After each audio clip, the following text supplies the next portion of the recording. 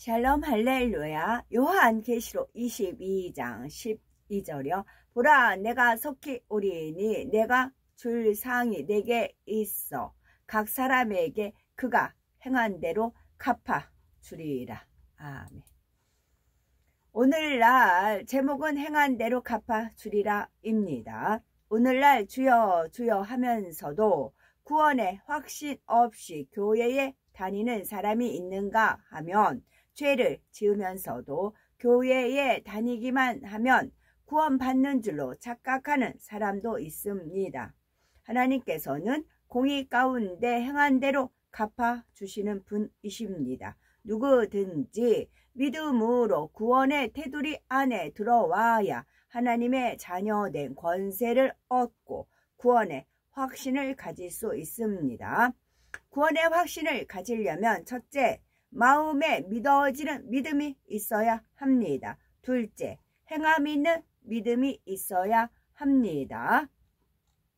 구원의 확신을 가지려면 첫째, 마음에 믿어지는 믿음이 있어야 합니다. 로마서 10장 9절에서 10절에 네가 만일 네 입으로 예수를 주로 시인하며 또 하나님께서 그를 죽은 자 가운데서 살리신 것을 네 마음에 믿으면 구원을 얻으리니 사람이 마음으로 믿어 의에 이르고 입으로 시인하여 구원에 이르느니라 했습니다.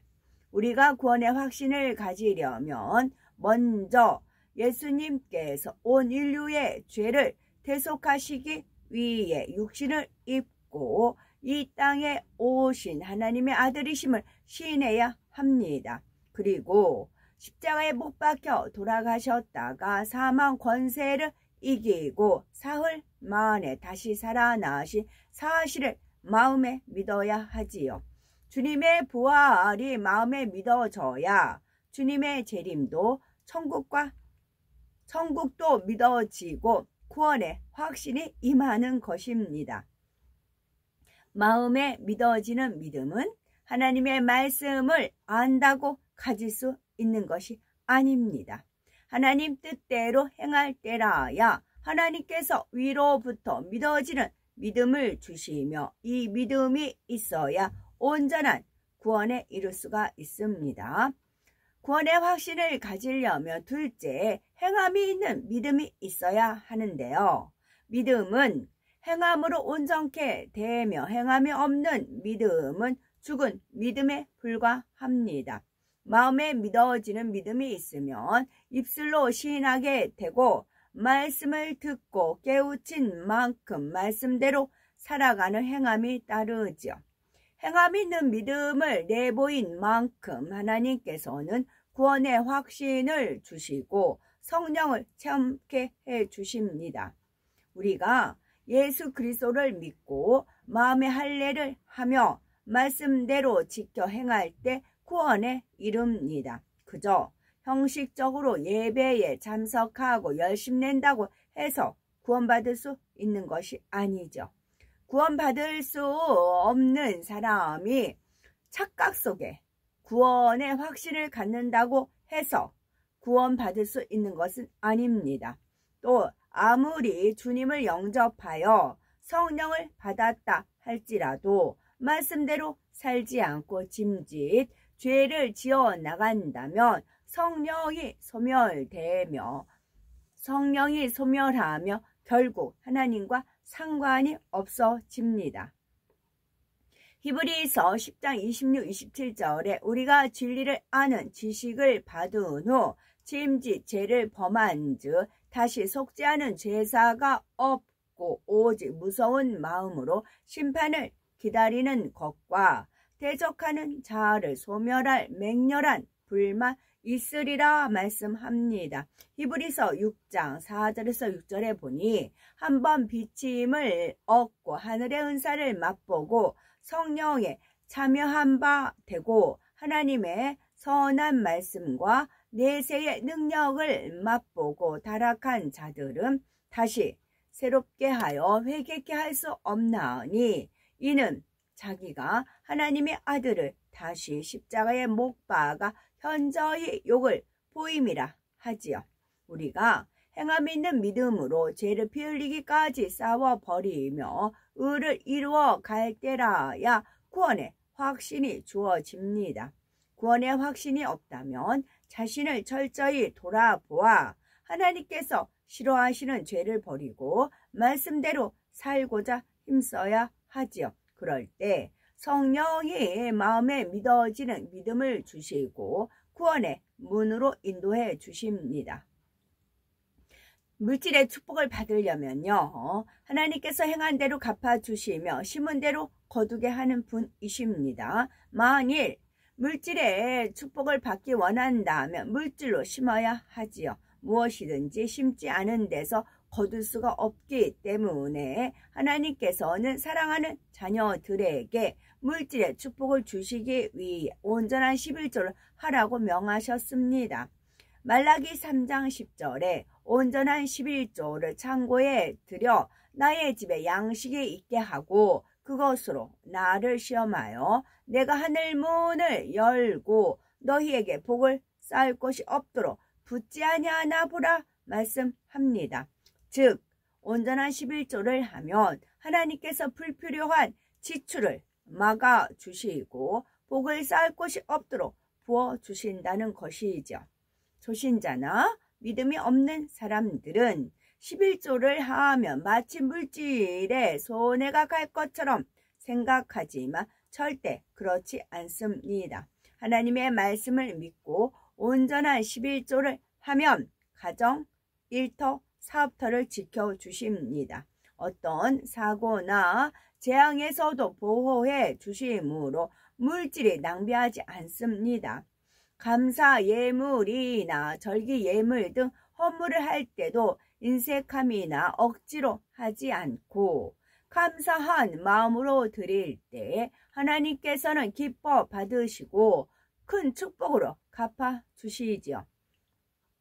많이 심으면 많이 거두고 적게 심으면 적게 거두게 되지요.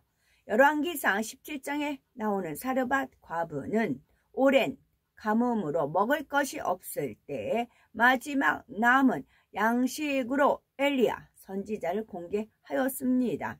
과부가 이렇게 귀한 것을 심었기에 비가 다시 올 때까지 양식이 떨어지지 않는 축복을 받을 수 있었지요. 이처럼 물질의 축복을 받으려면 온전한 11조는 물론이요 헌물을 드리되 인색함으로나 억지로 하지 말고 즐겨 드려야 합니다. 우리가 하늘나라의 상급을 받으려면요, 하나님의 자녀들은 믿음에 따라 행함이 각기 다릅니다. 믿음이 큰 만큼 하나님께 영광 돌리고 하늘의 상급도 많이 쌓을 수 있습니다.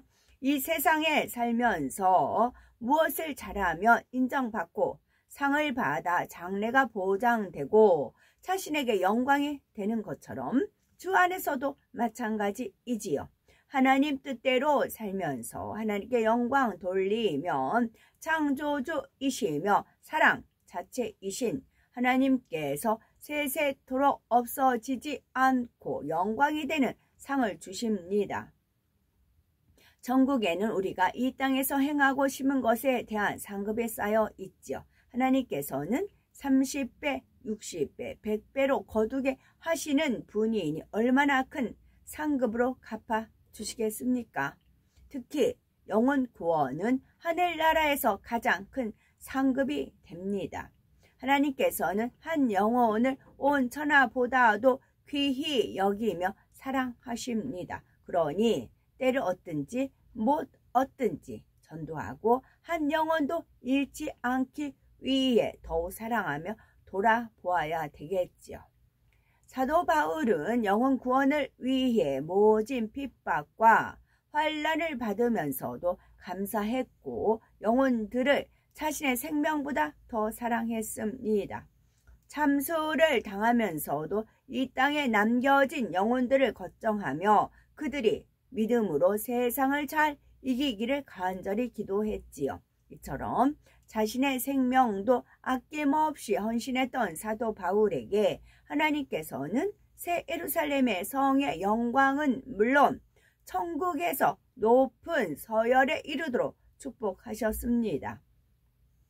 우리가 마음 중심에서 주님을 사랑하면 하나님의 나라를 위해 충성 봉사하며 상급을 쌓게 힘쓰게 됩니다. 더구나 주의 종이나 지역장, 조장, 구역장 등 부의 열매로 하나님께 영광을 돌리기 위해 최선을 다해야 되지요. 성가대나 교사, 봉사, 헌금위원 등 자신의 달란트를 살려서 교회를 섬기는 사람들도 마찬가지입니다. 하나님께서는 지옥에 떨어질 수밖에 없었던 영혼들을 구원의 길로 이끌어 주셨습니다. 그 크신 하나님의 은혜에 보답해 드리기 위해 충성 봉사하며 하나님의 나라를 위해 심는 것은 모두가 상급이 됩니다.